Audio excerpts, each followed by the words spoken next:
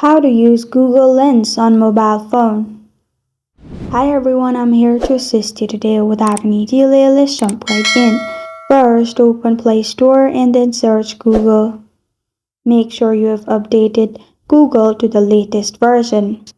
After that, open the app. You'll find this kind of screen pop up. On the search bar, you'll find Google Lens button, which is camera-like button. Click on it.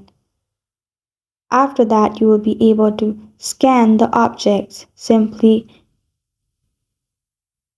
click on the middle button and then as you can see, it is showing me all the similar results on the Google.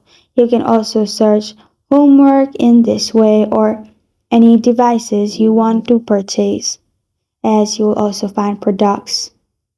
And this is how to use Google Lens on mobile phone. Thank you for joining me today. If this video helps you out, please leave a like and subscribe for more. Got a question or want to suggest the topic? Comment below. Thank you for watching.